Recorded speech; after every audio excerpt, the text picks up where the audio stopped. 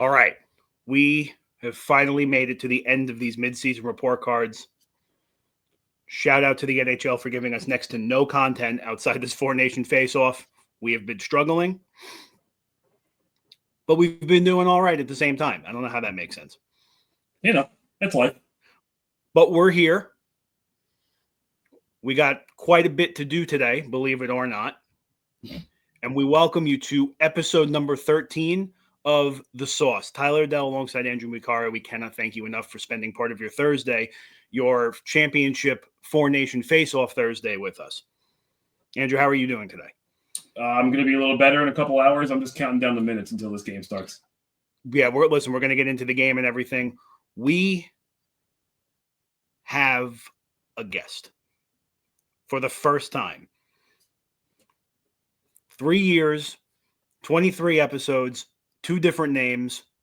Finally got our first guest. Let's go, baby. This guest has spent time working with the Devils as a Zamboni driver, has spent time working with the Islanders with myself as a Zamboni and Olympia operator. There is a difference, and I will not be told otherwise. Currently serving as the ice operation manager, I hope I got that right. Please correct me if I'm wrong, for the Washington Capitals. And with a tear in my eye, I welcome back to the Eastern Observer and for the first time to the Sauces Networks, Deputy Al Carl. The deputy, that's right. The deputy. Hi, guys. Drew, Tyler, thank you so much for having me on. I appreciate it. First ever guest. I feel honored. Happy to be here. Happy to be here. Yeah, I've been around Ice Tech Devil, Ice Tech Islanders. There is a major difference between Zambonis and Olympias. I'm not sure if we're going to dive that deep into this conversation, but no, save that for the summer. We're going to struggle this summer with content. Save that. You got it. Listen, you've been around. There's nothing wrong with that. Plenty of people get thrown around. It is, I won't tell. We out here making money, baby. Well, that's what it is. So my goal is in my career as a both fan and employee, I'm trying to make my way around the Metropolitan Division. So I'm 4 teams in. So I've worked for 3, and I grew up a diehard Ranger fan. So I'm 4 there, 4 down, 4 to go. Really dreading that Philadelphia start, though. Oh, God. Listen, you heard it here first on The Sauce, ladies and gentlemen. Alamir Yager. Yeah, trying to get through the entire division. Very nice. Trying to get through the entire division. But listen, I try once in a while. All right. Yeah. When I'm not freezing. Drew, I'm going to apologize. I'm going to apologize to you right now, Drew. I bring out the absolute worst in him. Oh, I can't wait. I have to. This is going to be an episode, and I'm glad everybody is going to be here to watch this. This is going to be an episode. It's going to be different. Outstanding. Listen. This can get real professional or real stupid real quick. We know which way it's going to go. Come on. Listen. Don't pretend. I don't know if you happened to see episode 12 on Tuesday. I made a very, not very, but definitely unintentional wiener joke about the Bruins. I saw it. It's a very strong and dirty D that the Bruins received. I have a wonderful TikTok. I've never known you to give softies. So that's it's just how we roll. That's it. Listen, is now an appropriate time to say go hard or go home? Yeah, exactly. Yeah, there you go. That's no pun intended. And you didn't want me to post that TikTok. That's getting posted. All right, so let's look tonight. Yeah, I know, but let's focus on country pride tonight. We got USA, we got Canada. Is it a gold medal game? Are they just calling it a championship for the Four Nations? I don't know what they're doing. Everybody's getting a T-shirt like it's beer league. Yeah. Okay, so we got the Canada USA round 2. Saturday was, as we discussed Tuesday, probably the exact last thing we expected out of this tournament. As I said, 3 fights in the first 9 seconds. I'm not convinced Brock Nelson still has his hands anymore, and Nathan MacKinnon takes a puck to the face. I think just like today's episode, this game is going to go one of two ways. It's going to be played tough, but clean in a sense of fights because it's a championship game, or this is going to be all-out war. Can I start this with a question? Yes, please. Do we? Go ahead. Let's go. On Saturday night, they went, puck drop, one fight. Puck drop, one fight. Do we get an old-fashioned line brawl to start this? Oh, please. I think that would be, Canada says enough is enough, and they just fire back. It's just a line brawl, 3-on-3 or 5-on-5. But Rangers Devils do this. They did it last year, right? And they did it. I remember back in 2012, they did it twice. Yep. Yeah, I'm like, I had this conversation at work.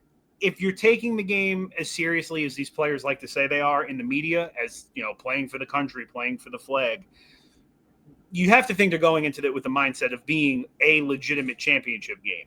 I can't tell you the last time I saw a fight in the Cup Finals. I think they know that there's really no room for that in a championship game, whether it's here, the Olympics, the Stanley Cup.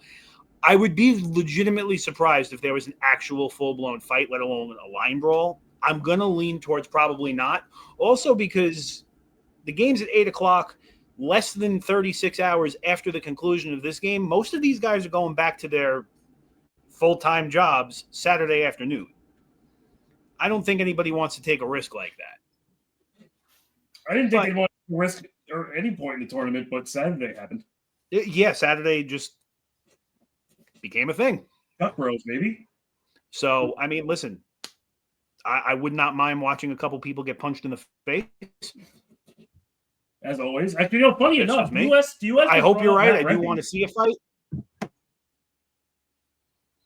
So to throw another one at you here, because I was listening to something. Maybe Biz said it. Bissonnette said it on his Spitting Chickens podcast. He would. I guess I can't use the phrase because it sounded like a disgusting act to an ugly female. But to get Tom Wilson in the game, how much is Tom Wilson missing right now? And do you think, would you try to get Tom Wilson? I know it's not possible right now. If Quinn Hughes isn't allowed to play, I doubt they'll get Tom Wilson. But it's how much are you? I guess that's what the business thing is. They're missing the stronger type physical guy that the Kachucks bring. So I think they'd love to have him.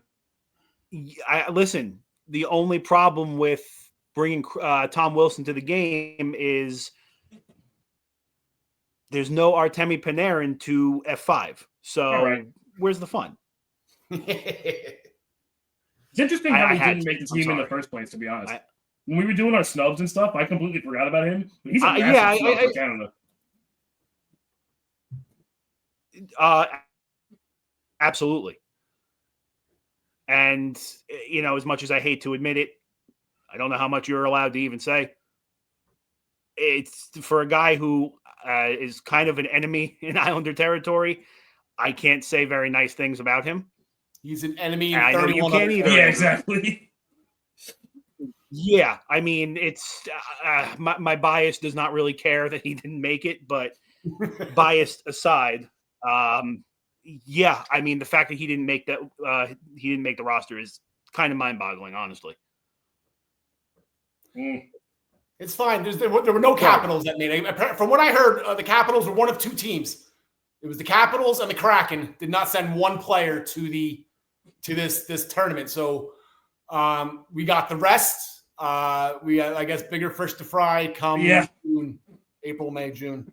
Yeah. I mean, good for them. That's, I'll be honest with you. When we were doing our predictions a couple weeks back, I kind of didn't even notice that two teams had not sent a player. So good find. You're probably going to end up taking my job here soon. I'm down here. I mean, I understand, a lot of our guys, I don't say the role players or whatnot, but it's like, you look at Team Canada. Okay, I get it. Who are you going to take out for Tom Wilson? I'm sure you guys can think of someone off the top of your head, but Russia doesn't have one. So Protas ain't going, Ovechkin ain't going, Chychrun ain't going. A lot of the guys that probably would normally go, they're not represented. So it's fair. Now, when they do the World Cup or when they do the Olympics next year or the World Cup in 2028, yeah, like those guys are going to go and play. And I'm assuming Tom Wilson, if something bad happens with Canada tonight and they don't get the job done, I'm assuming Tom Wilson will be in the Olympics, and I'm assuming Logan Thompson will be in the Olympics. I got overlooked. But to be fair, I'm sure they made this roster before Thompson started tearing it up. So I don't think I think at the time it was the right move. And Binnington is obviously cup tested. He's tournament tested. He can do it. I just think I don't want to say Binnington's a weakness for Canada, but you had to choose between the two the way they're playing right now. Logan Thompson's the answer. And if that carries into next year, then Logan Thompson's going to be your starter. So I'm glad you mentioned his name because when we're talking snubs, how does Logan Thompson not make the Canadian roster? I'm not saying he should start. Like you said, Binnington is more internationally battle tested for Four Nations, for Olympics, things like that. It's very hard to argue against 25. I got to look. Was he 25-4 this season? It's very hard to argue against, regardless of the situation. Yeah. But he wasn't our starter to start the season. I mean, it was 1A and 1B, or however you want to look at it. But Lindgren was supposed to be the guy. Lindgren was the guy last year. He came on strong at the end. He got them in the playoffs. And then it was supposed to be him. Hey, we got Thompson for cheap. Hey, then we just go back and forth. They were just alternating games. There was no method to the madness. They were alternating games in the beginning. Lindgren is playing great too. Lindgren could probably start on 20 other teams right now. But the fact that Charlie got hurt, and then they just went on a tear, and like I said, yeah, you're right. Thompson does not lose, and he only lets up 2 or less goals a game. So that wasn't happening when Canada was picking their roster. So like I said, I'm sure hindsight's 2020. Yeah, Thompson will be their starter, and I guess Binnington hasn't been playing bad for the most part. And like I said, he's tested, but I think Binnington's. I hope he's not listening. He's a borderline head case. All I see is videos of him, swinging his blocker at guys. He could easily be rattled. I don't know if you saw it. Before the U.S. scored their first goal on Binnington, of course, Matthew Tkachuk, I'm sure it was him, gave him a nudge. Yep.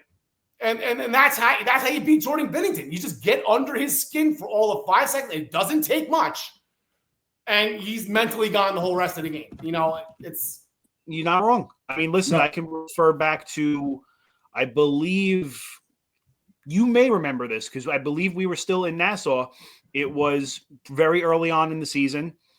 Islanders were down, I think, 2 or 3-0 going into the third period. I don't think there was even a fight that involved Jordan Binnington, but there was a little bit of a pushing and shoving match in front of the St. Louis net. Binnington, for some reason, decided to insert himself into it. Islanders won that game in overtime. He got under his own skin. It does not take much to trigger a guy like that. So, with the Olympics coming next year, going to Italy next year, but the NHL players returning to the Olympics, are we all pretty fairly in agreement that should Logan Thompson continue on the trend he's on right now, he's going to the Olympics? Definitely going. Starting, there's a couple guys that throw the names in there, but definitely going. Yep. Okay. I would have a hard time fighting him not going, honestly. I kind of really like Mackenzie Blackwood in that respect, but they're right there. Listen, I'm excited for next Olympics because if these players are willing to treat the Olympics the same way they're treating this Four Nations right now, and you're going to add more countries into this, it's going to be an absolute bloodbath. But what I do want to know. Go ahead, Al. I'm sorry. No. I'm just going to throw this out there now. In the Olympics, I know you guys have had the discussion about Ovechkin and playing next year, and if he breaks the record, then what's he going to do? He's playing next year, and it's because of the Olympics. Yeah. He will not. If he breaks the record, win the Stanley Cup, he could easily write off into the sunset. That's great. Nope.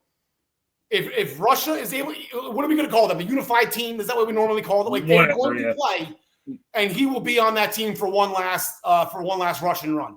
True. Very true. I got to be honest. Al, do you mind giving us a moment? Oh, yeah. You got. I kind of like this insider info. We should keep this guy around. Yeah, right? Insider trading? How are we feeling? Feel great. Feel wonderful. I think we need him back. We should keep this guy around for this insider info. What do you think? Yeah, I think we need to keep him around for this insider info. I like this. Yeah. All right, you're hired. I'm hired. I'm glad to be back. I didn't even have to talk to Joe, huh? This is great. No. When it comes to the sauce, I'm the sheriff around these parts. The guy. You've always been my sheriff, Tyler. You know that. You've always been my sheriff. Joe, just text me later. I didn't mean that. Yeah.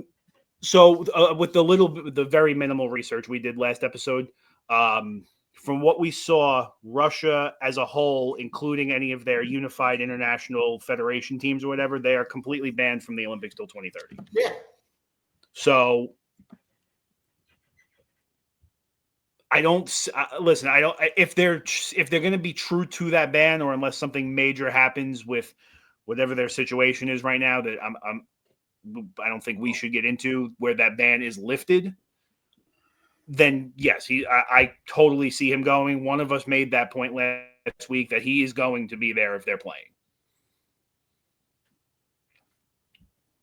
I mean, he could always just be, okay, he wants to go back to Russia and finish. I mean, it's not like they can't, pluck him off the KHL roster. So there is, but he will be he will be in Italy next February.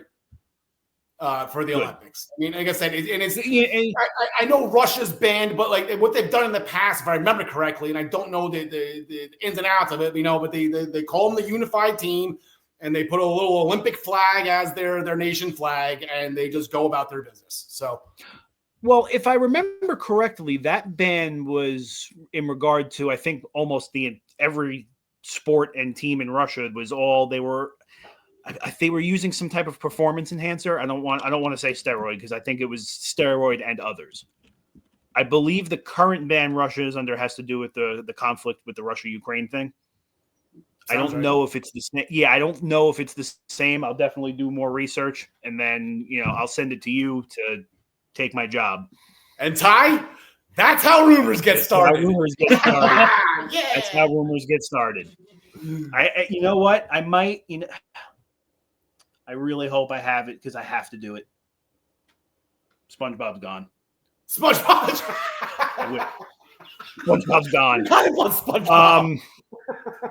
I miss SpongeBob. You know what? Here, let me. I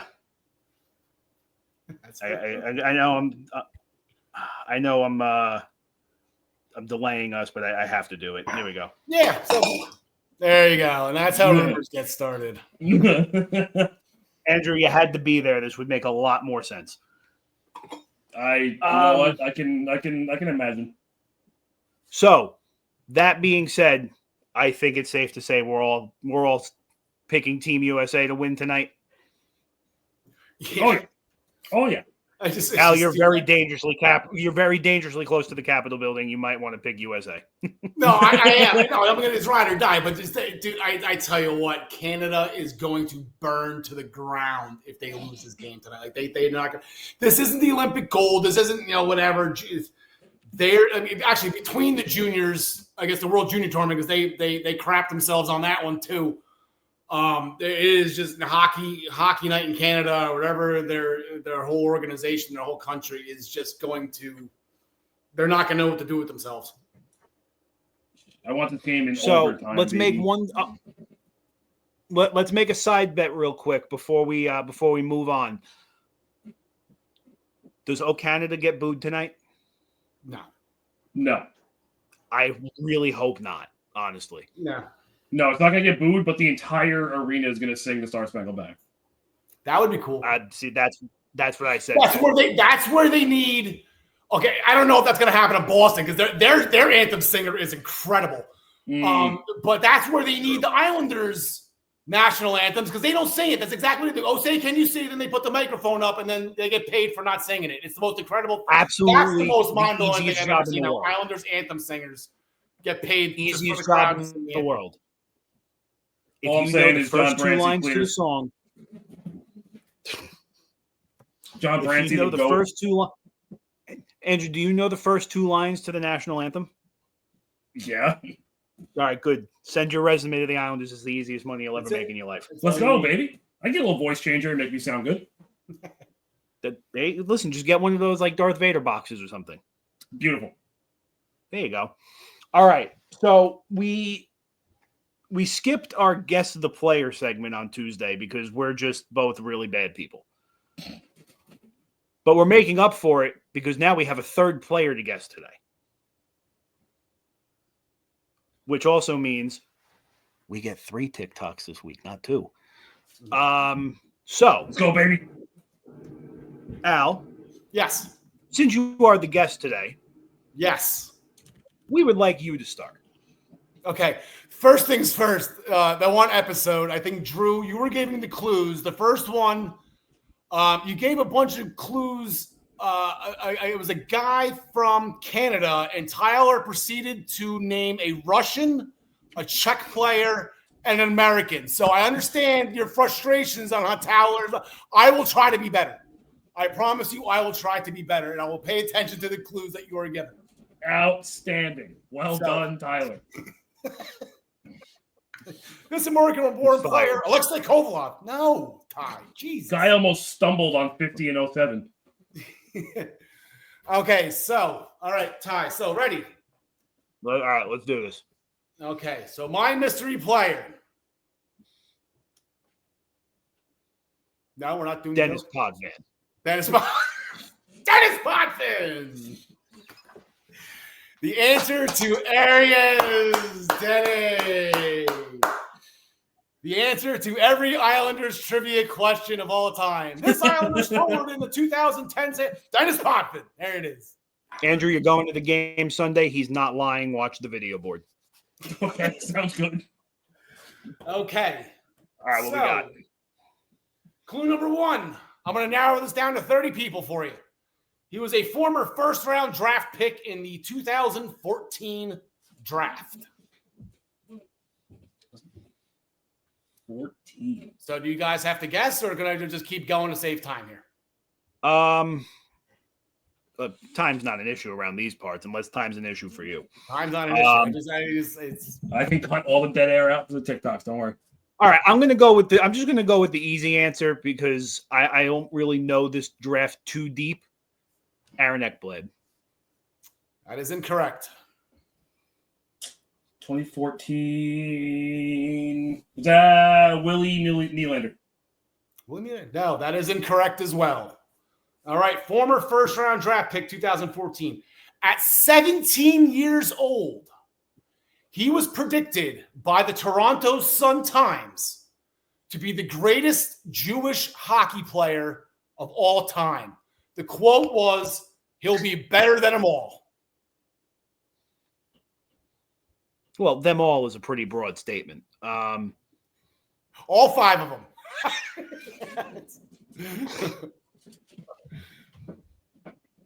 See, that's gonna throw me off. Oh boy. I can see that in my head too. I fun fact, really quick: the 2014 draft I watched from my living room at my own graduation party. Wow! And I was sitting next to my uncle and my father. I remember the Bennett pick, the Ekblad pick, the Draisaitl pick. I remember nothing after that.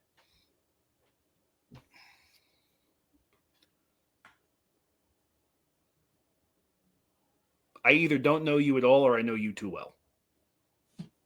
Oh my God, I'm not going to get his name, but I know who it is. Is it Ho-Sang? What's that?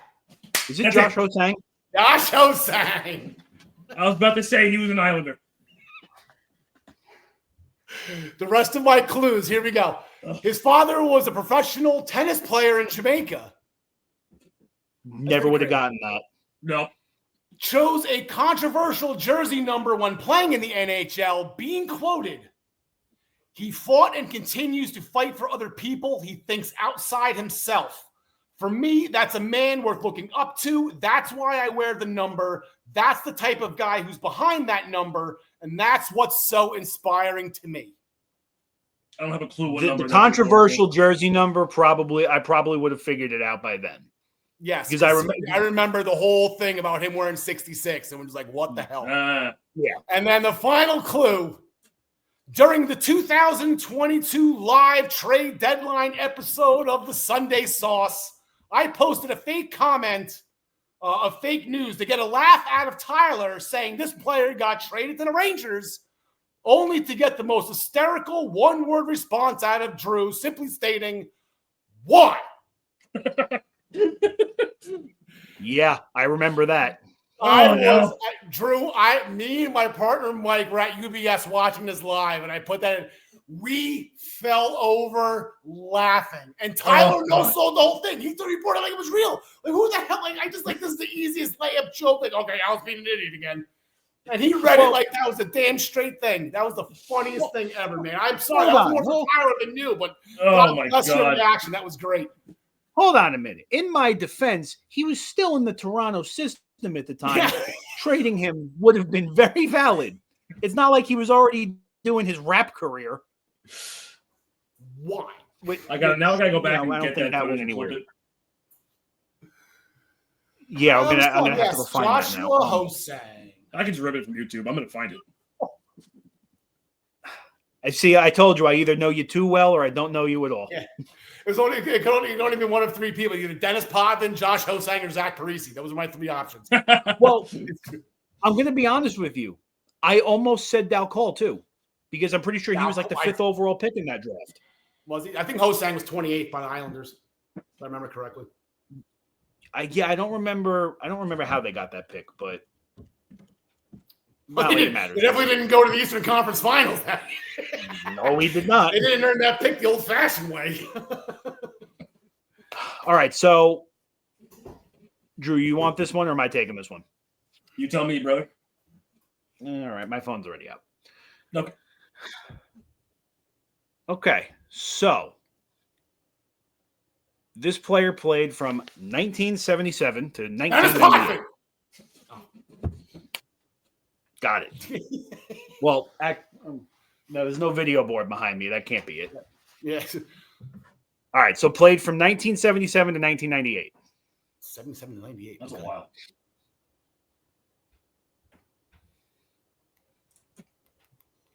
Doug Gilmour. No, not Doug Gilmour. Hey, wandering eyes. We're not using the second monitor, are we? No. No, I'm looking at Drew over on here. TV right now, and I don't. You're taking my scrolling time. I didn't write down clues for mine. I'm writing down clues for mine. Okay, well, guess for mine. I don't have one. Pass. Okay, pass. This player is a 6-time Olympian, but only won gold medal once. Oh, so it's Neil Broughton. Yeah. Oh. Don't act like you were going to guess that. You don't even know who that is. He was on the Olympics. What do you mean? I remember him from Dallas, to be honest with you. Yes. It wasn't Mark Pavlich, was it? No, he didn't play that long.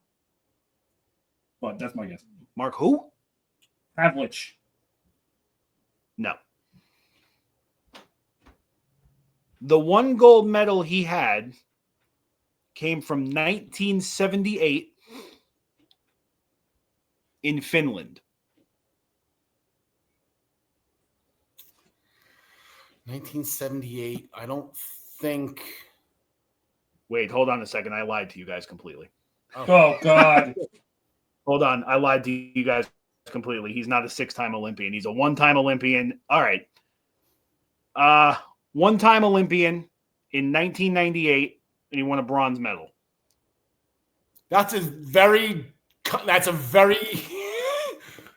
So he won. So he's been to. He won to the 98 Olympics. Yeah, the 98 Olympics. He won a bronze medal. And he was on the bronze medal winning team. 1970. So is that still true? 78 to 98, or 77 to 98? 77 to 98. So his last NHL season was his first and only Olympics. They weren't sending NHL players at that point, I don't think. Yeah, so he.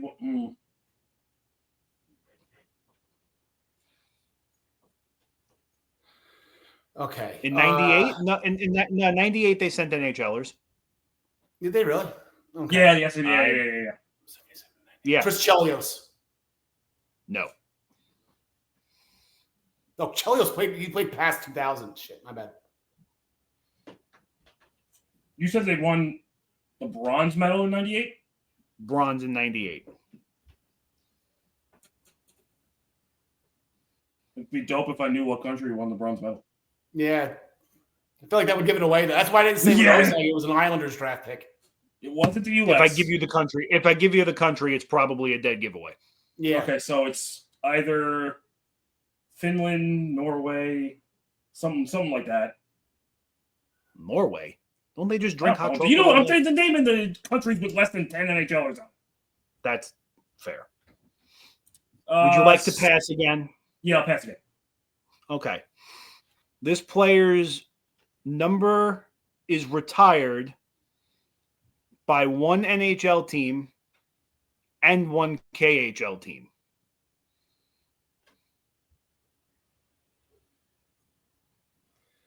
Okay, so I feel it's going to be what Russian. I feel okay. So we'll narrow it down to a Russian. So I'm leaning towards like Igor Larionov right now.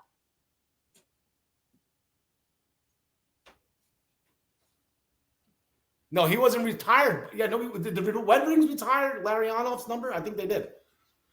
I don't know. They did, but that is not him. Okay. I wanted to say Saku Koivu, but he's too young. Not him.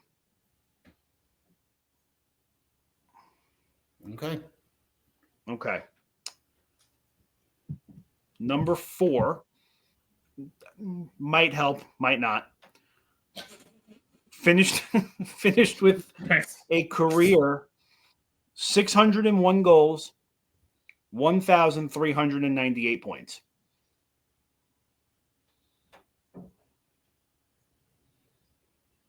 Paul Coffey?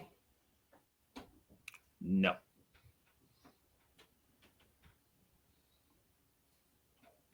But he wasn't retired in the cage. I'm an ass. My bad. It's all good. It's one of those Russian Red Wings.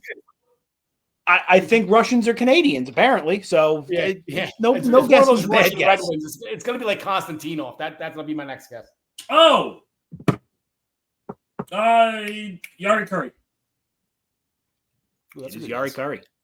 Yari Curry, very nice. Well, the next hint was he was basically glued to Wayne Gretzky for like a decade. Oh yeah, that would have done. Yeah, that was gonna be the freebie. Marty McSorley was pretty glued to him too. I would guess. Yeah, okay, that's true. That's it. All right, let's go. Mine's not going to be nearly as hard as freaking Tyler's. This player was drafted in the 4th round of the 1977 NHL draft. Dennis Potvin. Yeah, are you shit? Yeah, I guess he was drafted in all rounds by the Islanders. Right? He was drafted in what round of 77? The 4th. 4th round of 77. Yari Curry. No. Hilariously enough, Curry was drafted in the 4th round of 77. Outstanding.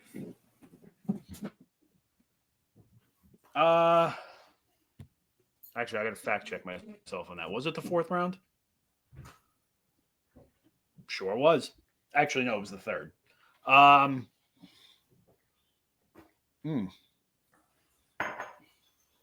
So 4th round of 77, assuming this is a halfway decent player, they probably played till about the same time between 98 and like maybe 2000. Could be. Well, I don't expect you to give me the answer. That's why I said could be. I'm going to take a flyer on this. I'm just Ray Bourque. No. Yeah, I didn't think so. This player only has 30 games played in the NHL in his entire career. Okay, definitely not Ray Bork. He was drafted in 77, has 30 games played. Yep. He's throwing a coach in our faces.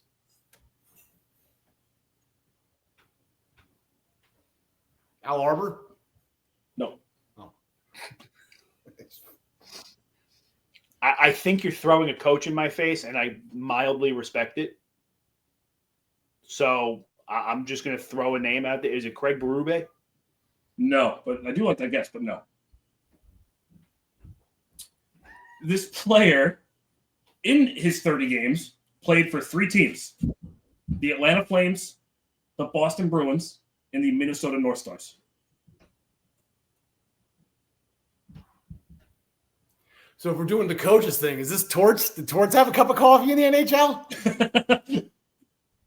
Not Torts. Not Torts. No. 30 games, 3 teams.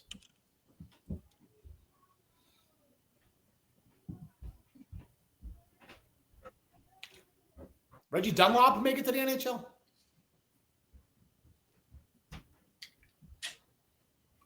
You know, I feel like I saw this recently just because I was doing one of my unnecessary 2 a.m. Google searches for random things.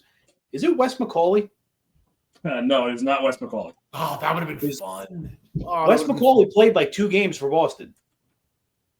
Can we make the answer Wes McCauley then? I'll save that for a future one.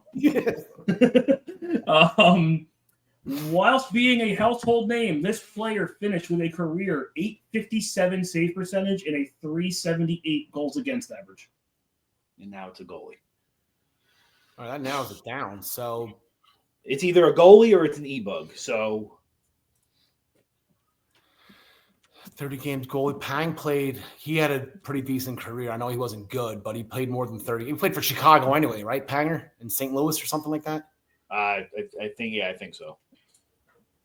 The Atlanta Flames, 30 games. Atlanta Flames, Boston Bruins. And who was the third team? North Stars. You're right. Was it Clint March? No. He had a stop in Buffalo. Don't worry, you both will 100% get it on the next 10 if you don't get it here. Yeah, well, your homework for Tuesday is to bring a normal player next time. Oh, no, you're going to hate yourself. Didn't we make a rule that they had to have like 3 years of playing service, not 30 minutes? He played 3 seasons. Okay, that's fair. And trust me, you'll see.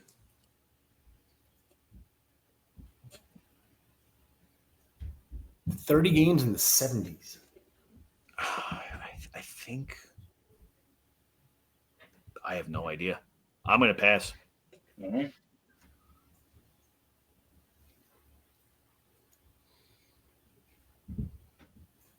Am I guessing? No, I don't know. No, sorry.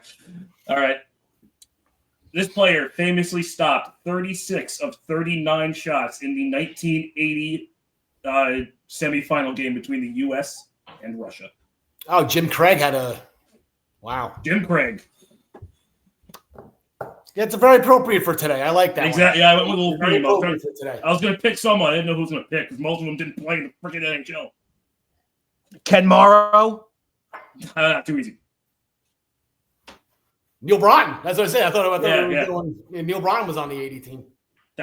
He was up there. It was either going to be him, Pavlich, or Broughton. Yeah, I picked a pretty bad day to pick a Finnish player, didn't I? All right. Now that we're done with Andrew's absolute shenanigans. You guys have nothing to talk about. We're 40 minutes in here. We're going to run out of time. We're not going to get our grades done. Yeah.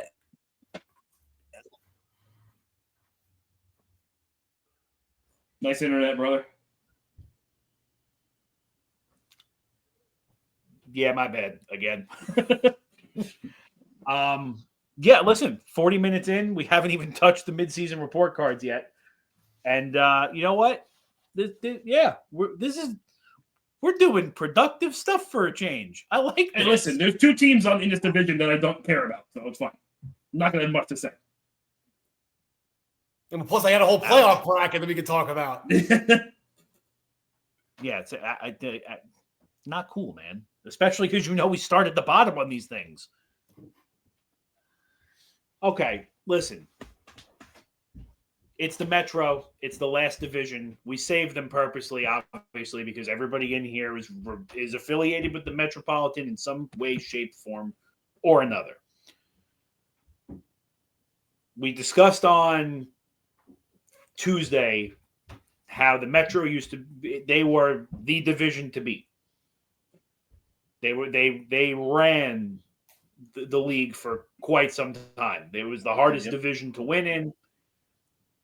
It seemed like every free agent possible flocked here for a while, except for some unnamed individual who plays in Toronto. It's something happened to this division where it's just no longer a powerhouse anymore. But there are still a lot of good teams and bright spots here.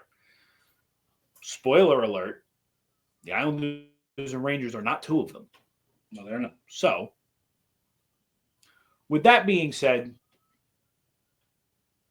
let's start. So we have the Flyers sitting at the bottom. I figured you'd get a giggle out of that one. We'll start with the Flyers at the bottom of the Metro. 24, 26, and 7, 55 points. 3, 6, and 1 in their last 10 before the Four Nations break. I kind of sit at like a D here. Their rebuild is going way, way too slow. They have a lot of bright spots through their roster at the moment with Michkov, a couple of their other younger players. Sean Couturier is doing a good job as their leader. But this is a team that's like, they seem to be 3 years behind. I don't know what that was. Let's rotate that. They seem to be 3 years behind on their rebuild. If you're a Flyers fan, your patience has to be growing incredibly thin. Yeah, they're boring. Like, they get a D from me. They're boring. I don't care about the Flyers. I don't even think about them. They're doing substantially worse than last year. And I don't know. They got Owen Tippett. Owen Tippett's pretty cool. Beyond that, whatever. Yeah, okay, Mitch Coven Tippett. That's where it's at. What do you got, Al? Yeah, no, I don't really follow the Flyers as much either. But the guy that was hired to be my lead ice tech, I actually pulled him from Lehigh Valley, from the Phantoms. So I considered him to be a credible source. So I asked him what his opinion on the Flyers and what grade to give them. He said, give them an F. The best thing they have going for them right now is gritty. Yeah. So, yeah. All right. I'll try to be a little bit more fair here. Plus, have you guys ever heard of MoneyPuck.com? I'm gonna give a shout out to them. You guys have the wheels on Instagram. Yep. So I took the screenshot of their MoneyPuck pre Four Nations faceoff just for this particular segment. So right now they have the Flyers listed as a 0.6% chance to make the playoffs. So you're saying there's a chance. Since I also don't have a lot of research on them, I went to the app called The Score. The Score has a list of players that the Flyers are leaning on down the stretch, like Sam Ersson, who played phenomenal. He gets to hang his head on that. He beat Torts. I think he just solidified himself for the time being as the Flyers' #1 goalie. Not to mention he's probably going to be on Team Sweden next year to have that on his resume. Hey, I beat the United States. What have you guys done? So Sam Ersson, Kuzmenko, and so forth. Plus, you got Michkov taking off right now, putting together a pretty nice rookie season. So if these guys get it together and they make a late push, which sounds possible, 0.6, but if they make that push, they're really not going to be a team. They're not going to be a team you're going to want to play in the playoffs. What's that? Personally, I think the Chicago Cubs have a better chance of making the playoffs than the Flyers do. I will say Money Puck giving them under a 1% chance to make the playoffs while only being 6 points out of the wild card says enough. Yes, they're a part of the train wreck right now. There is a chance. Yeah. They're a part of the train. The only team that's not a part of the train wreck right now is Buffalo. Yeah. Yeah, no, that train got destroyed in like November. So moving forward to everybody's favorite team here, the Pittsburgh Penguins, who, Al, you will be seeing Saturday night when the Capitals return to play. Yes, that one's in Pittsburgh. I'll be watching on TV. We got McDavid on Sunday. So since you get to be the first team to see Pittsburgh after the break, why don't you start this one? All right, right now, MoneyPuck.com has Pittsburgh with a 3.2% chance to make the playoffs. But again, they are in the train wreck. They're probably less than 3 games, if not less, out. My question about the Penguins: what the hell happened to Erik Karlsson? Like when Pittsburgh signed him, what was it, 2 years ago, after a Norris Trophy winning season on the worst team in the National Hockey League. Pittsburgh signed him. I got upset. I'm like, son of a beat. Like, we have to deal with this now 5-6 times a season. Yep. And they've gone on to do nothing. And I'm baffled by this whole thing. So, but the bottom line on this is Sid is still Sid. He's playing at a top level regardless. Malkin, when he comes back, I think he's hurt right now. He's still Malkin. You got Letang. Karlsson is still good. I just don't know what's going on there. Rust and Raquel, they're still the Pittsburgh Penguins. And if they make a run to get into the dance, they're just not going to be a team you want to see in the playoffs. It's hard to argue not wanting to run into that team in the playoffs. I mean, listen, any roster that has Crosby, Malkin, Karlsson, Letang, listen, like any other sport, when your core players like that are all clicking at the same time, you usually don't want to be standing in front of it. However, I'm going to give them an F because it's time to let it go already. In my personal opinion, this team is absolutely destroying whatever future they may or may not have by still shipping out prospects to bring people in. And I understand that you're trying to stay competitive while you have Crosby and Malkin. I get it. That team is going to absolutely suck for a decade when they're all gone. They don't have much. The last Pittsburgh prospect that I remember everybody getting excited for in a holy crap, this is the guy after Crosby was, correct me if I'm wrong, he was either Kasperi Kapanen or Jake Gensel. Yeah. And Jake Gensel, that was like 3 teams ago for that kid. Yeah. They just scream a very top-heavy team. You said they have their aging superstars, even though most of them can still play at a high level. But like once you get past the big names, Rickard Rakell, Brian Rust, if you want to include him, you get Michael Bunting, Matt Grelchik, how would I say his name, and then Anthony Beauvillier. Like this team is going down quick. You say one more bad word about Anthony Beauvillier, we're going to have a problem. Fun story. When he was on the Islanders, I hated him the most. I couldn't stand Anthony Beauvillier. He works so hard, dude. He's another guy. He's a gamer. I love Bo. And there was no reason behind it either. I just, for some reason, hated this guy. Well, because he was one of the few Ranger killers the Islanders had in the last few years. It was probably Clutterbuck. Yeah. Were just absolute Ranger killers. You let Cal Clutterbuck have a hat trick against you. What does that say? Yeah, Anthony Beauvillier liked to party at McKeeb's, I'm pretty sure. So you know what? Pipe down. I don't like you. Moving forward to them. Islanders 25, 23, and 7, good for 57 points. They're also good for an incredibly large migraine. Going into the 4-nation face-off, 7-3. As far as the wild card is concerned, they're currently 4 points out of a tie with Detroit. 5 points would give them the outright possession of the second wild card spot, and a tie with the first wild card spot with the Senators. I also don't live in fantasy land anymore. That's not going to happen. And the only thing this team is going to chase for the rest of the season is a lottery pick. F. They're going to win too many games now to get that lottery pick. They're going to be in that same that's the problem that they're in every year. Well, that's the problem is they're going to miss the season by 1 point and end up with the 16th pick. 15th if they're really lucky. Yeah. I gave him a C This team's offense is just so bad. It's crazy how bad their offense is. It's an offense that boasts Matt Barzal, which I already know you have your own feelings about, Bo Horvat, Brock Nelson, Kyle Palmieri, and Anders Lee, who's probably going to have 30, 35 goals again this season. I don't even know how that's possible anymore. It's watching a bucket of paint skate back and forth. It doesn't do anything. Yeah, basically, yeah. The only reason this team is still alive or in the position they're in is because of Ilya Sorokin. Yes. I'm pretty sure that the defense is made out of paper mache and dish soap. They're just constantly falling apart. It's an F. This team, team on paper should not be a Stanley Cup winning team, but they should also not be this bad either. It's an F, F, F, F, F. Tyler, see, I think you're right in your wheelhouse. I think they have a solid D, to be honest with you. See, so moneypuck.com has them at a 31.3% chance. So we're above 10% now, all the way up to 30 with the New York Islanders. They get an F from me as well because, as you just mentioned, Anders Lee cannot be leading this team in scoring. I do believe he has the most goals on the team, Ty, if that is correct. He has the most goals.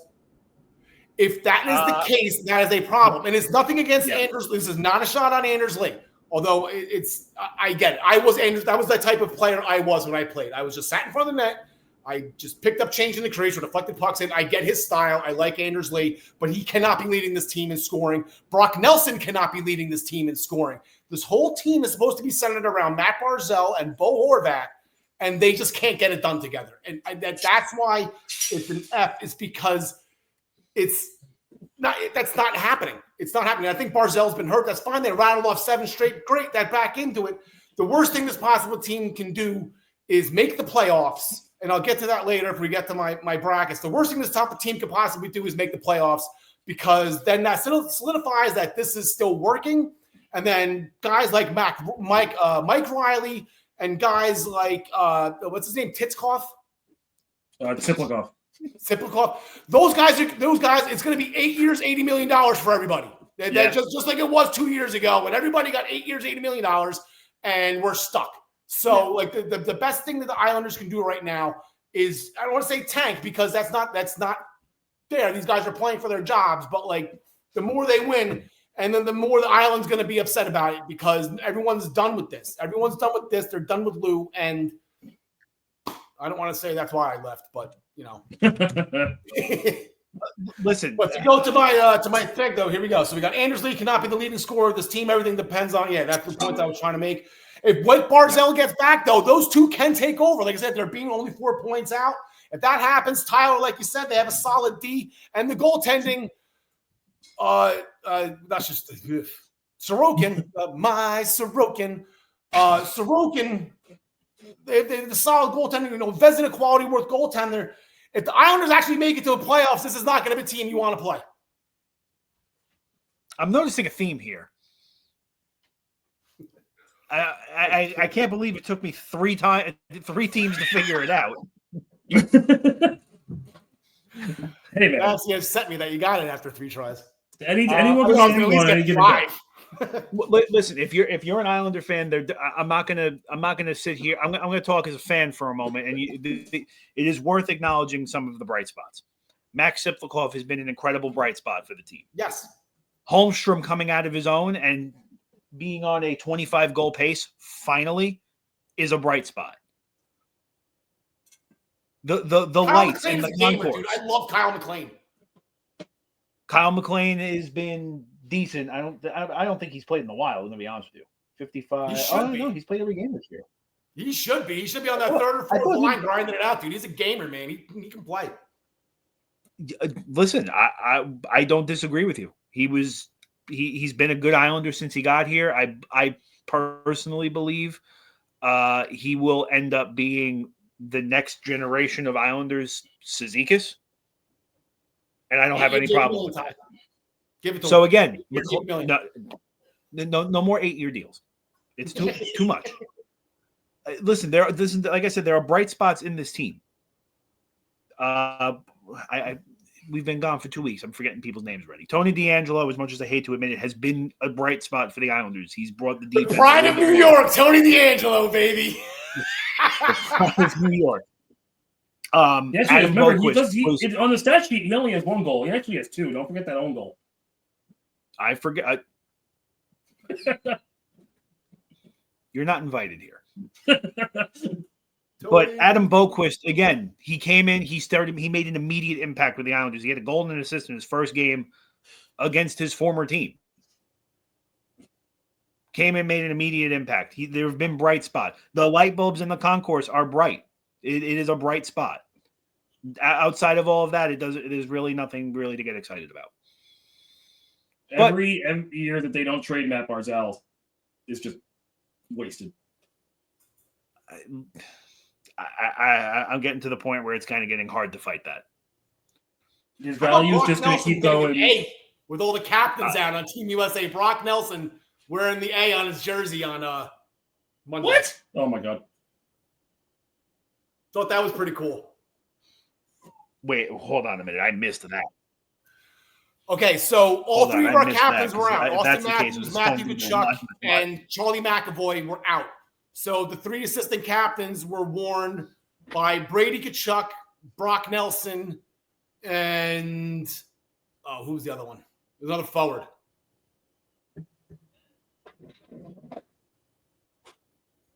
Oh, he's not kidding. It's a blurry, grainy. It's a blurry, grainy, terrible image, but he's not kidding. No, I saw it. No, I watched the game. Yeah, it was great. Sure. And if you're an Islander fan if you're an Islander fan who wants him traded, that's probably the last thing you wanted from him. He's a leader, bro. Brock Nelson is the man.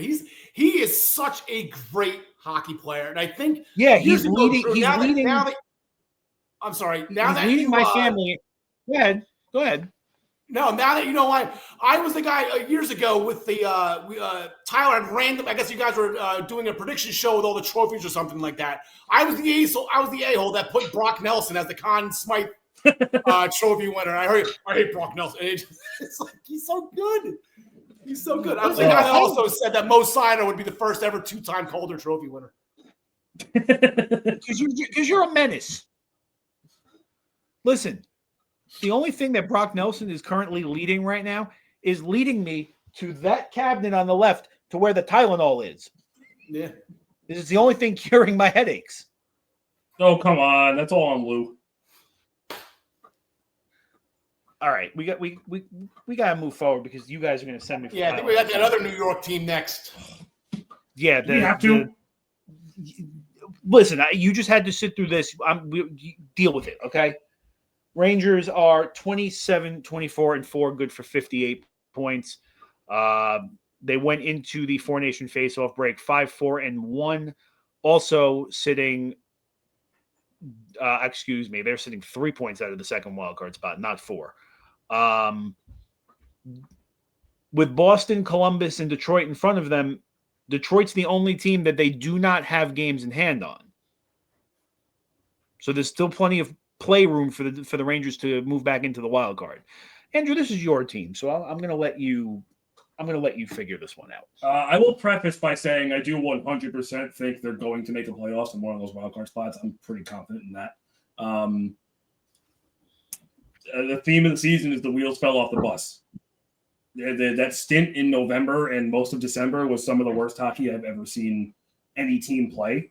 The offense was worse than that. The offense was not engaged. Do you know how many times I watched a player pass on a breakaway? Twice this season. Yeah, which is not a lot, but it's weird that it happened twice.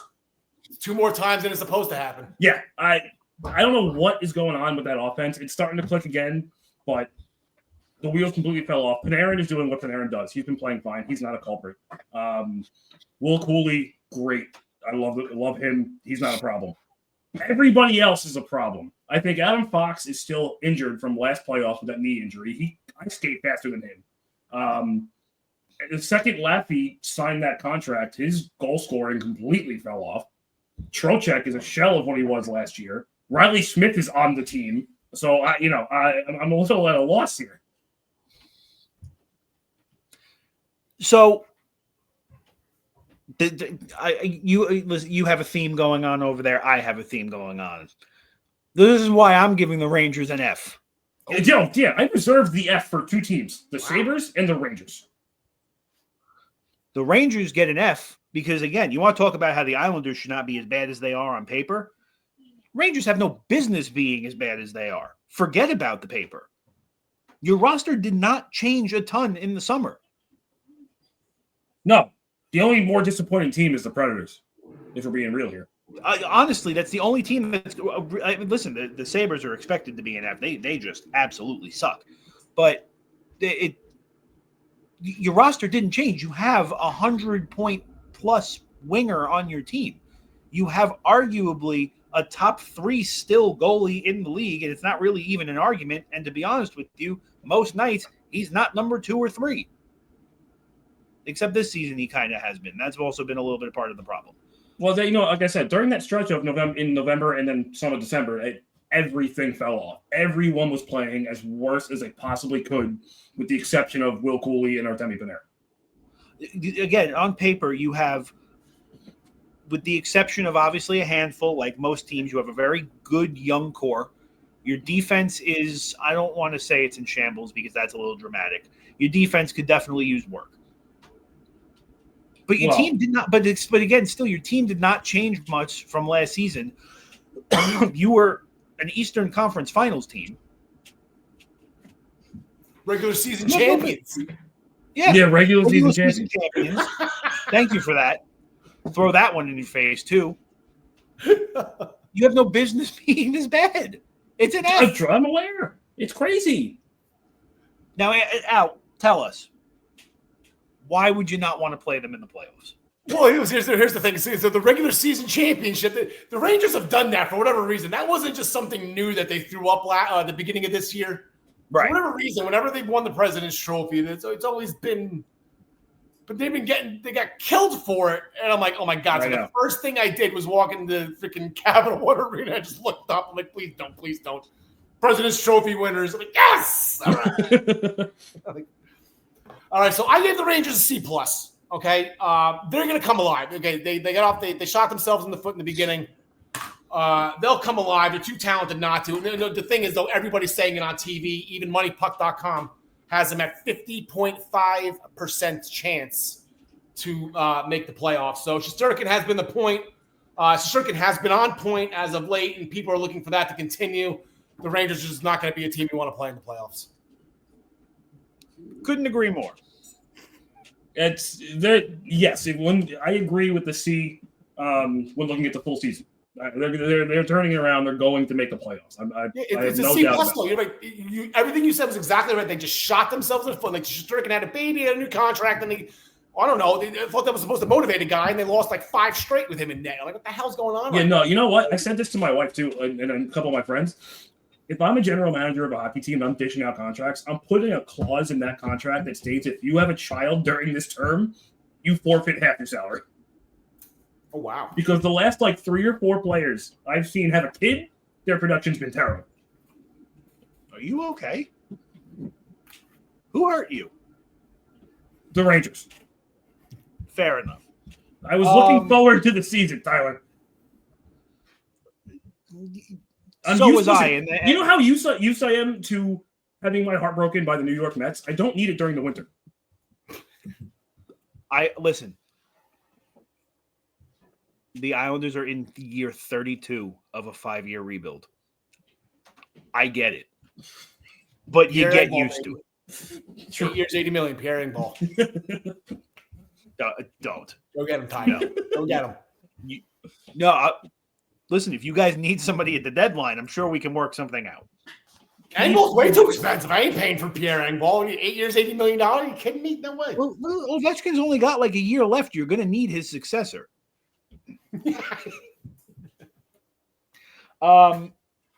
Creeping into playoff territory, we have the Blue Jackets.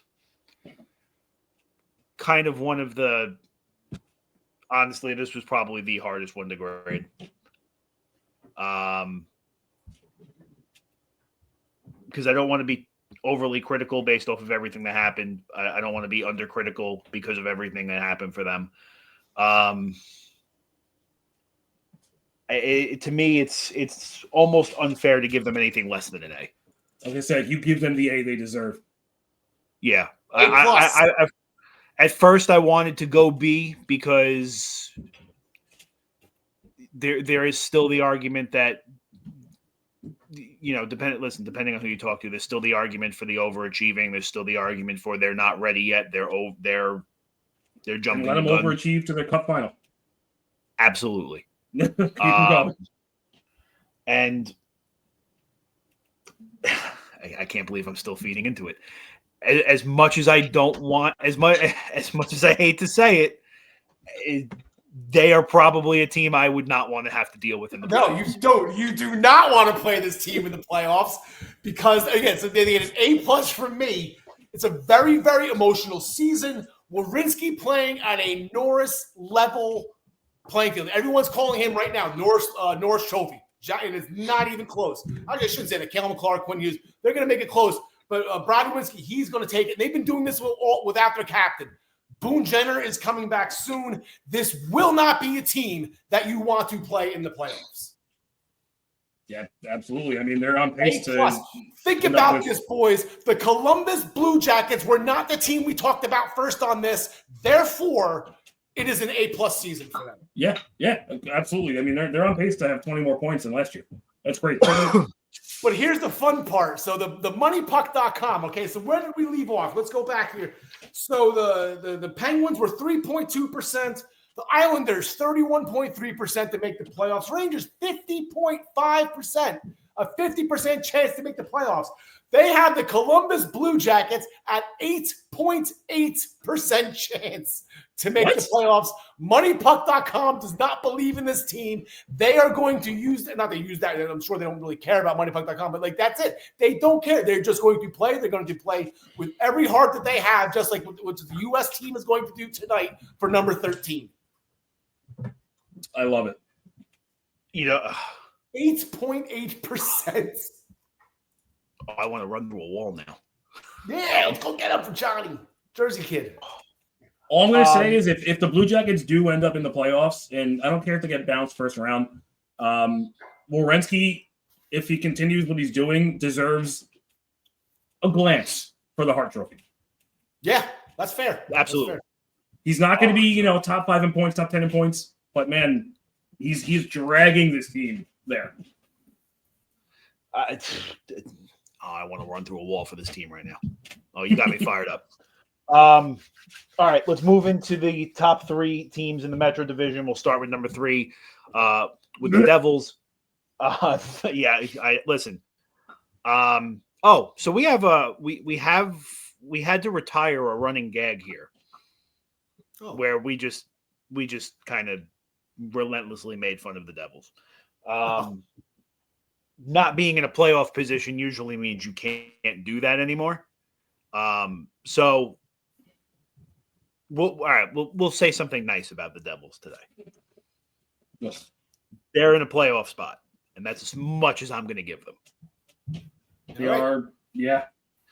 What's your grade? 31. What's your grade then? You just give me a grade, and then I got my little spiel. I got a spiel for everybody.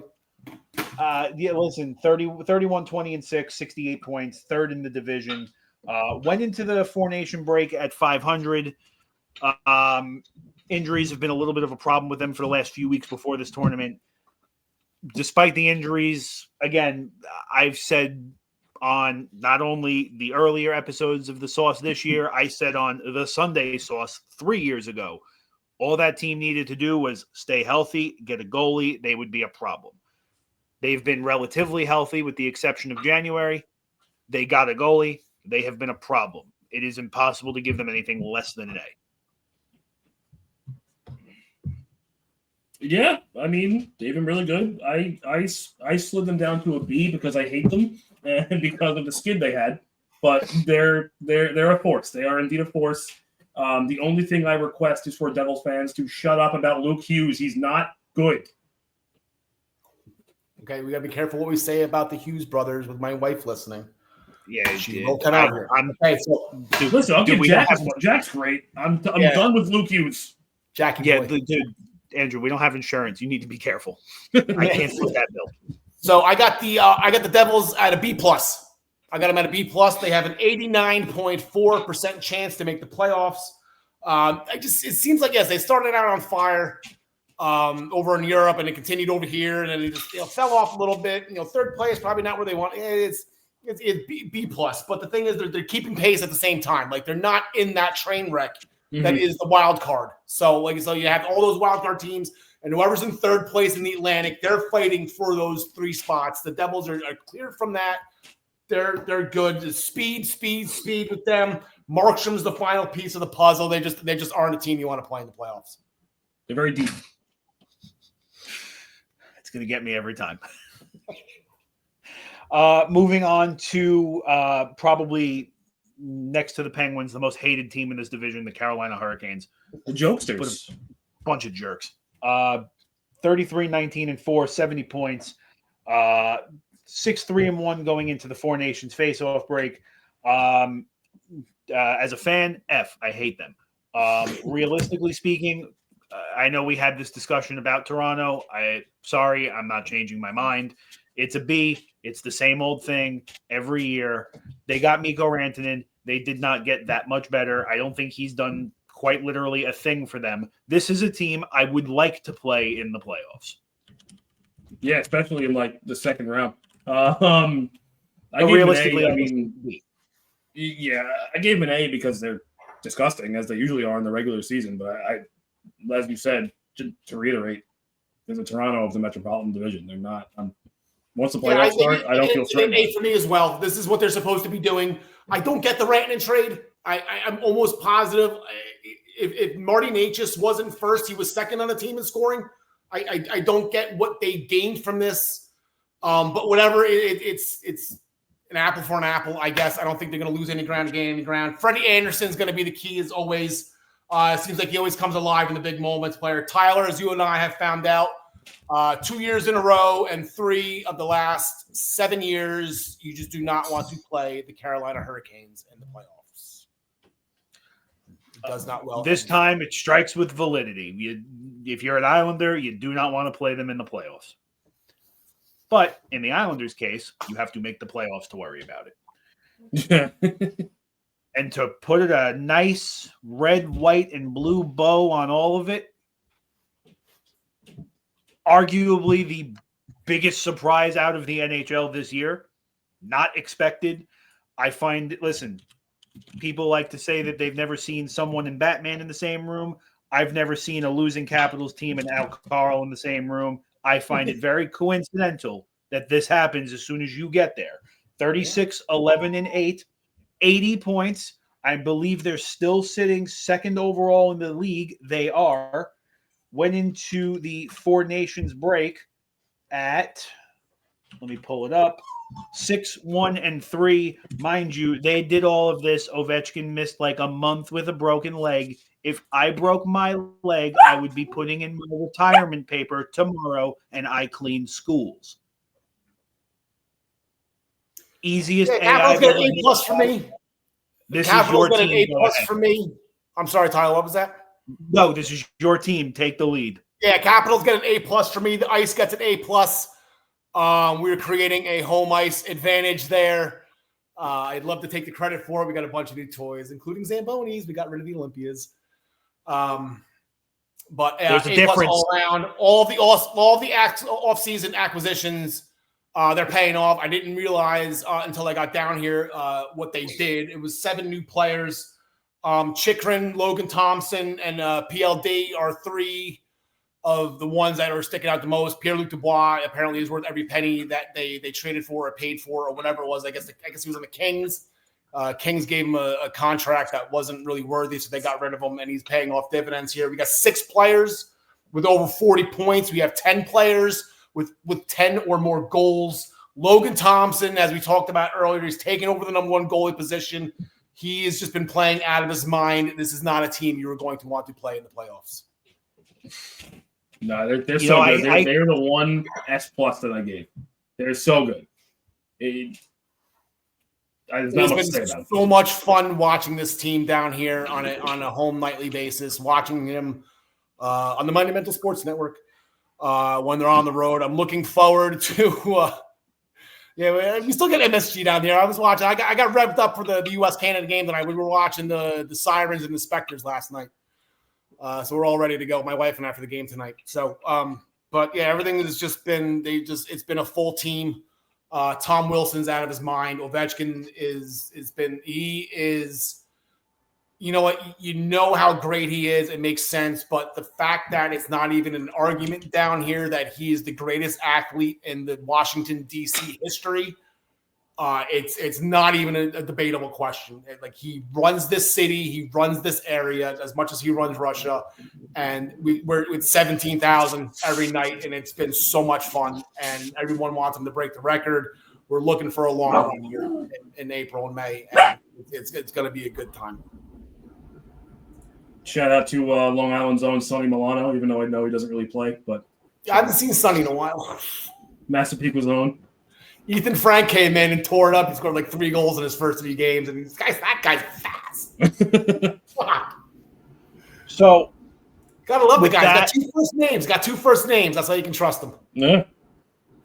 So with that, these mid-season report cards are behind us. That was, my opinion, the best one of the 4 we did. As expected. As completely expected. Well, the Metropolitan Division, as you guys were saying, it's got to be top 4 divisions in the league. Like this, I mean, this should be an easy conversation. Yeah, when you're right, you're right. I can't think of any. Yeah, it certainly is a division of all time. It is a division, yes. So, going off on one of our all-famous Eastern Observer sauce, whatever tangents you want to call it. So, I do have to ask, since I don't know if I've asked you yet since you've gotten to Washington. How hard is it to manage your spreadsheets now? That's a whole other team you have to add. Yeah, you just add on to it. It's like a baseball card. You just add the next season onto it. You start up some new spreadsheets. I ended up 350 consecutive Islanders games in 9 years. Oh, my. And that's including MetLife Stadium. That does not include the bubble, but that includes MetLife Stadium. I was there Zamboni. That includes the playoffs, I'm assuming? Yes. Okay. 350 plus all the preseason games too, but all consecutive. I did not miss a game other than the bubble. Wasn't it fun? Listen, we definitely miss you up here. We're all very happy to see you succeeding in Washington. Can't say we're very thrilled about the team succeeding, but we're happy you're succeeding. We wish we were in your position in the standings and ownership and management and concessions and parking and everything else. You get to park in the building. It's pretty crazy. Not on a lot 7 miles away. Not on a lot 7 miles away. I don't have to take a bus to get to my car. It's crazy. Oh, God. Well, I actually did what Mike had suggested when we first got to UBS. I got the e-scooter. You got the e-scooter? Very nice. Yeah, except it does not go uphill. So I have to get out of my car, take it out. I wheel up to the hill, like where the barns are. Yeah. Walk it up the hill, and then scoot the rest of the way to the building. So I've avoided all types of buses for this season. Well, I appreciate all the kind words, and like I said, I can do this in 5 minutes, Ty. If you want me to just rattle this off with my brackets? I worked hard on these. We got time. Listen, that game doesn't start for 3 hours. Oh, okay, so I just didn't know if you had an hour time limit. We're already over 20 minutes. I didn't know how much farther you wanted to go. No, there's no time limit here. We just suck, and we usually can't go. Wing it, baby. There you go. There you go. So, what division do you want to hear first? Listen, we're on the topic of the Metro. Let's start with the Metro. Okay, the Metro. Okay, so these are the metropolitan side of the bracket. I guess. Okay, so let's just prerequisite here. This is half what is going to happen, and also half of, I think, would be fun if it happened. And I'm trying to get like TV viewership, like, oh my, like tonight, everything's talking about tonight. Like I want that to happen all the way. So I'm looking also for TV rankings and how I like the matchups I want to see specifically later on down the line.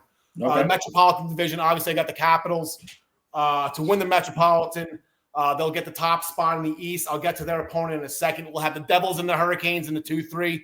That's pretty on par. I'm gonna have the Devils leapfrog them in the standings, just so my boys in Jersey could have home ice. I know they work hard up there. They had great ice at the Prudential Center. Along with the series win, I'll give the Devils the series win. We'll go 7 games. Devils over Hurricanes. I think it'll be a competitive series. Obviously, they're very close to match, but I just want Carolina out. I'm done with them. This is more of a homer pick than anything. A lot of my stuff's homer picks, and especially in this division. But let's just if I have to root for the Devils for one series, I'm with you. Yeah, get the Hurricanes out of there. I'm done with them. Let the Devils move on. So, thinking about the Capitals' opponent in the first round, and obviously there's a slew of teams that you just do not want to play in the playoffs.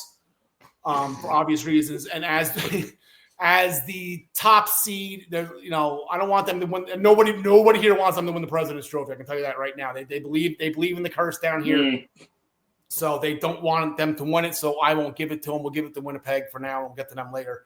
But I do believe that there is one team that they can play against. Well, they'll be motivated enough to the point where there won't be a first place letdown, like where Boston was going. They had that record-breaking season. They're just going, and they're playing good hockey, but like they're not playing meaningful hockey. They're just going in, and then you got a team like Florida who was playing for their lives a month and a half. Florida goes in and beats them. I'm trying to find a team where the Capitals don't have that against, and the only team I can think of and that will get that second wild card spot is the Rangers. I think that it's fresh in their minds what the Rangers did to the Capitals last year. The Capitals did the same thing that we did with the Islanders. It was between the Capitals, the Islanders, the Flyers, and the Penguins, and whoever tripped the least going into the playoffs got the 2 spots. And it just happened to be us, and it just happened to be the Capitals, and both of us got smoked. And I think that's still fresh in the Capitals' heads. I think that's fresh in the Capitals' fans' heads. And I think the only way that to avoid a first-round letdown is to have the Rangers in that spot. So then that will leave us with Capitals over the Devils. So we got the Caps over the Rangers in 5. We got the Capitals over the Devils in 6 to go to the Eastern Conference Final. Okay. I'm with that. Atlantic Division, top 4 division in the league. See, this scares me because we were all on the same page about something about 5 minutes ago, and I feel like I'm about to be heartbroken. So no, I think I'm going to start, Tyler. I'm going to start this off. You're not going to like it. I would just like you to have patience with me. Your Atlantic Division champions will be the Toronto Maple Leafs. Good day. Go get your shirt. Sit down. Shirt in your paper. The Toronto Maple Leafs are going to go on a tear, led by their fearless leader, John Tavares. What did you say? John Tavares is going to lead them to an Atlantic Division championship. They're going to go on a tear. They're going to take over the division from the Florida Panthers. So, we'll get to the Leafs in a second. Okay, so now we got the Florida Panthers finishing 2. I think what the people want to see after Saturday night and then again after tonight, this whole Kachuk around and find out mentality, they have a thing. I don't know if you know this. They have a thing. They don't mess with each other. Do you think that will equate when it's a playoffs? Can we get a Panthers-Senators series? Can we get Panthers-Sens? Get the Senators in the 3-hole here to win that mess of a race? I love that. I think that would be huge. If you had those two playing each other, everybody would be glued to that set, especially after what's happening here. Absolutely. So the only 2 things about this that break my heart, other than the absolute nonsense you just spewed, I didn't hear you say Columbus's name. I did not name the Toronto Maple Leafs opponent in the first round yet. Oh, that first wild card spot, Tyler, will belong to the Columbus Blue Jackets.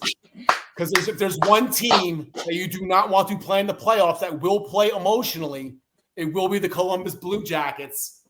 And if there's one team that has historically just lets everybody down in the first round, it is the Toronto Maple Leafs. So I had the Columbus Blue Jackets beating the Leafs 7 games over. However dramatic you want to do this, I had the Columbus Blue Jackets versus the Florida Panthers in the second round on the Atlantic side. Unfortunately, I think the Blue Jackets, you can only get so far. And you know what I'm saying? Like it does take a toll on you, and after emotion, you get that would only be if I heard correctly when I was out in Columbus in August. I believe they've only won one playoff series in their entire franchise. So if they win this one, Columbus is going to be a buzz. We do it for Johnny, and this, that, and the other. It's the Florida Panthers are too good for that. You know what I'm saying? The Leafs will fall for it. The Panthers won't. So I got the Blue Jackets over Toronto in 7. I got the Panthers over the Senators in 6, and then I got the Panthers 5 games to take care of Columbus. They'll just be too spent, and Florida's too good. Yeah, that's right. I needed another reason to hate Florida, so thank you. Yeah, no problem. They got the Central Division. I got the Jets to win the division, obviously, and the President's Trophy, which I do believe gets renamed to the Prime Minister's Trophy, if I'm not mistaken. Is that a real fact? I believe they did that in 2012 when the Canucks did it. Interesting. I'm fact checking you. No, you know.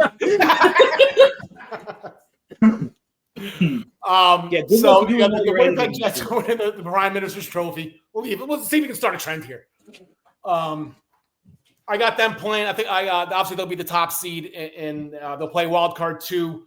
I guess we have our choice between the Canucks and the Flames. I'll just stay with the Canucks. They were my video game team back in the early to mid-90s. Pavel Bure is absolutely amazing. That Rangers-Canucks 94 season series was absolutely incredible.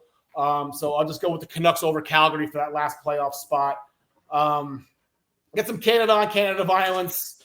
With the last Prime Minister's Trophies winners, the last time the Canadian team won the President's Trophy was the 2012 Canucks.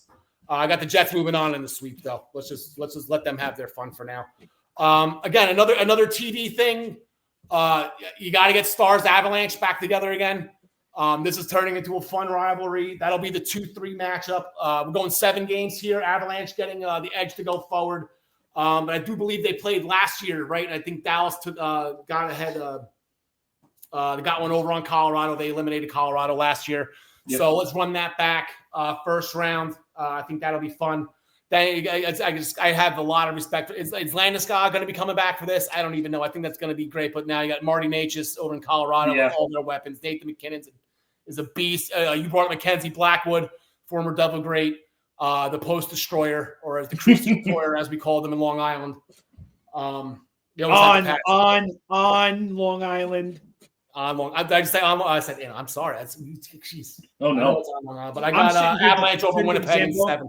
I'm defending Zambonis and Olympias over here. You've been gone for 20 minutes. And it's in Long Island all of a sudden?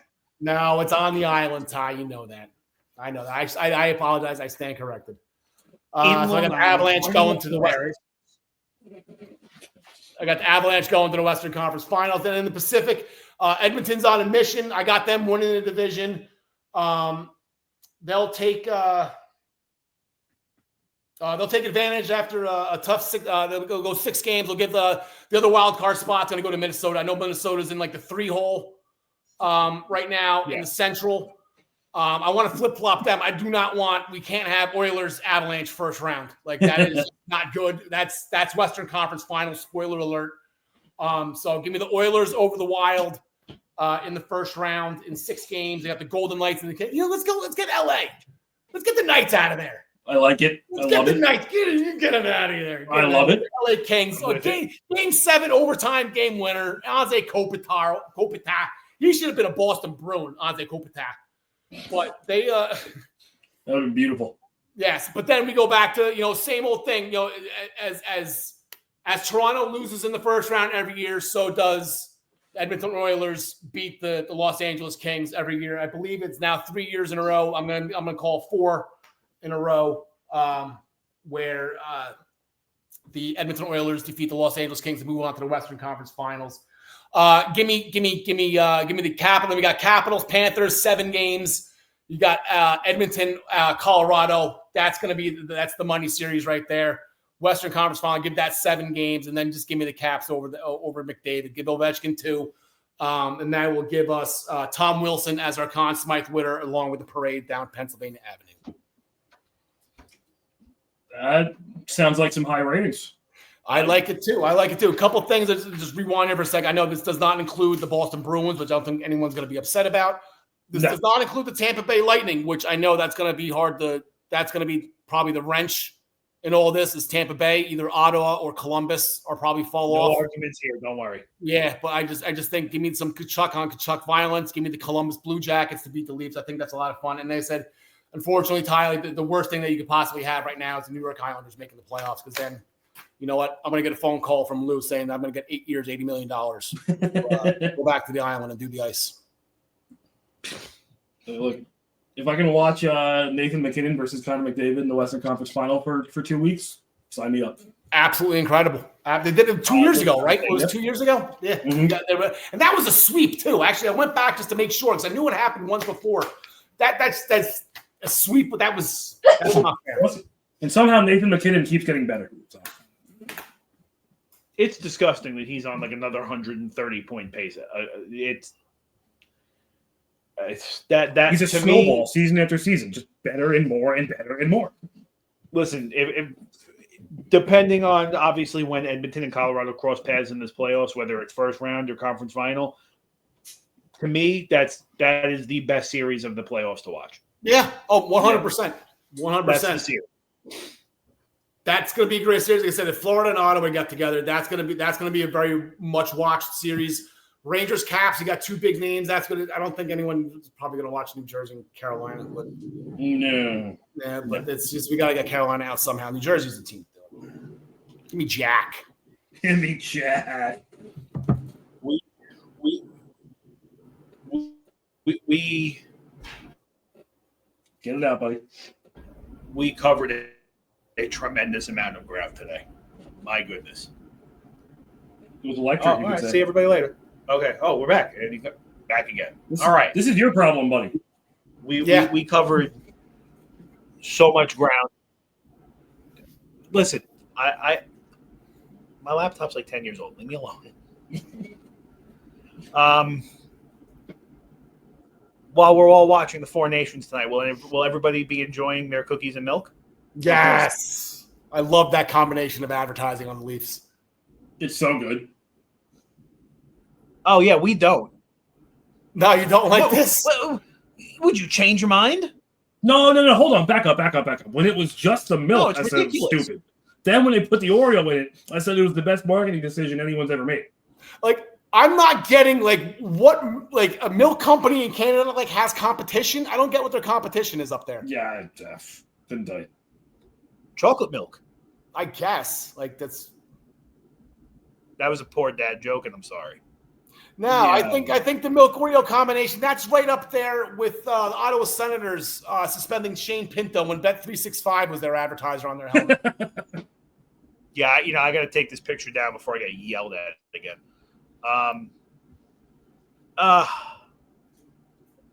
Al, this was awesome. Thank you for doing this. I had a lot of fun. I enjoyed being back on air. I appreciate you guys having me on. Thank you. Oh, anytime. I think I speak for both of us. The door is wide open. You come back and hang out whenever you want. There's no door. It's just an opening. It's that's true. We'll take it. You're the one that clicks me on the screen, Ty. I don't have those privileges anymore. Yeah. See, look, I have all the power here. Yeah. Just like good times. Just like old times. Here you go. That's it. If you're listening on Spotify, you didn't get that joke. Yeah, no. If you're listening on Spotify, I just confused all 3 people. So, with that being said, it is 5:17 real life time, which means this episode is going out pretty late. It should have been live 20 minutes ago. This should have been up 20 minutes ago. It was never getting up at 5 o'clock today. I'm sure we all have to eat dinner and take care of our wives so we can sit down and watch the Four Nations. So Tyler's married now. yes, he is. He's growing. So is Andrew. I know Andrew's He's a year and something old now. And he has a fuzz child now. I do. But she's been very quiet today. I don't appreciate that. She was napping for a lot of it. Tell her to pay taxes. No, naps prevent me from having holes in my skin. Okay. Okay, fair enough. All right, so let's wrap this up so we can all get to this game tonight. Tyler Dell, Andrew Mikaria, Deputy Al Carl, back on Eastern Observer. You come back whenever you want. Let's all enjoy this game tonight. This is going to be a riot. USA, baby. Let's go. You say, good night, everybody. when it comes crashing down and it hurts inside.